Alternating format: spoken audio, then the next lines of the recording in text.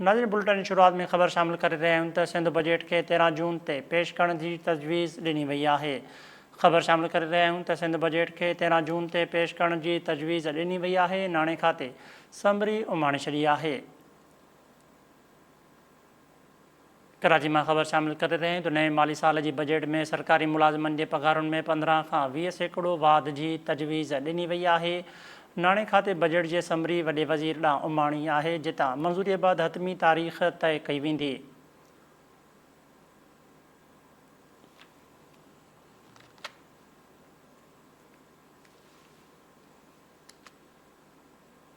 सिंध के बजट 13 जून ते पेश करण की तजवीज़ ॾिनी वई है। नाणे खाते समरी उमाणे छॾी है। नए माली साल की बजट में सरकारी मुलाजमन के पगारुन में 15 खां 20% वाध की तजवीज़ ॾिनी वई है।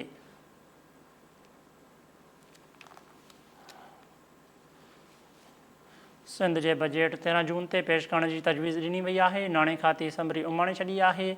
नए माली साल की बजट में सरकारी मुलाजमन के पगारुन में 15 खां 20% वाध की तजवीज़ ॾिनी वई है। ज़रिए जो चवण है तो नाणे खाते बजट की समरी वॾे वज़ीर ॾांहुं उमाणी, जितां मंजूरी बाद हतमी तारीख़ तय थींदी। नाणे खाते वॾे वज़ीर के बजट पेश करण लाइ समरी उमाणे छॾी है। सिंध हुकूमत सरकारी मुलाजमन के पगारुन और पेंशन में वाध लाइ मुख़्तलिफ़ तजवीज़ुन ते गौर करे रही है। ज़रियन जो चवण है तो मजमूई सूबाई ख़र्चन में पगारुन और पेंशन जो हिस्सो 50% खां वधीक हूंदो। ख़बर शामिल करे रहे हैं तो सिंध की बजट 13 जून ते पेश करण की तजवीज़ ॾिनी वई है। नाणे खाते समरी उमाणे छॾी है। नए माली साल के बजट में सरकारी मुलाजमन के पगारुन में 15 खां 20% वाध की तजवीज़ ॾिनी वई है। ज़रियन जो चवण है तो नाणे खाते बजट के समरी वॾे वज़ीर ॾांहुं उमाणी, जितां मंजूरी बाद हतमी तारीख़ तय थींदी। इन हवाले से सलाहींदे मौजूद है कराची में फ़कीर सलीम। भी फ़कीर, कड़ा तफ़सील आहिनि?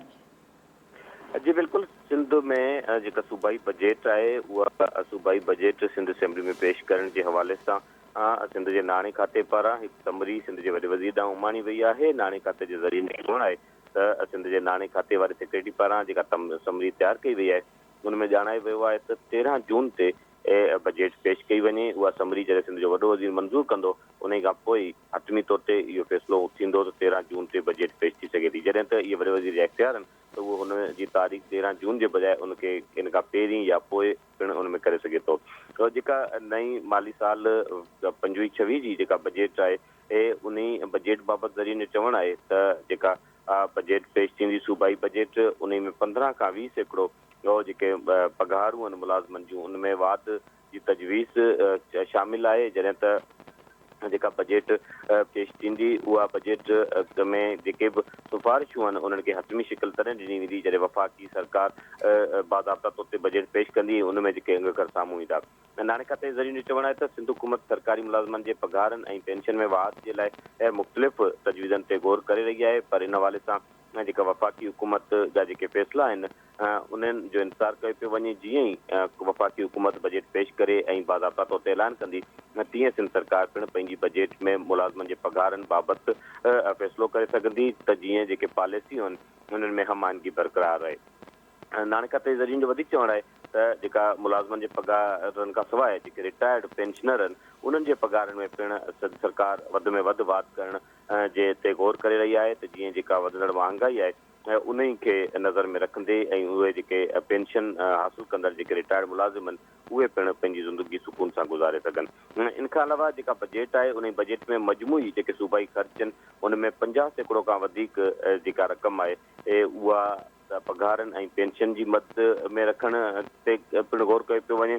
ऐं बाक़ी जेका बजट हूंदी उन में डेवलपमेंट समेत ॿियूं स्कीमूं शामिल हूंदियूं। ऐं सिंध जे नाणे खाते जे ज़रिए जो चवणु आहे त इहा जेका समरी आहे इहा सीएम हाउस तां उमाणी वई आहे ऐं सिंध जो वॾो वज़ीर सईद मुराद अली शाह जॾहिं उन समरी ते सही कंदो, उन खां पोइ इहा समरी जेका आहे हतमी तौर ते बजट जे हवाले सां तारीख़ साम्हूं अची सघंदी। जॾहिं सिंध जो वॾो वज़ीर इन जी समरी मंज़ूर करे वठंदो, उन खां पोइ सिंध जो गवर्नर सिंध असेंबली जे बजट इजलास जो बाज़ाब्ता तौर ते नोटिफिकेशन जारी कंदो ऐं उन खां पोइ बजट इजलास थींदो।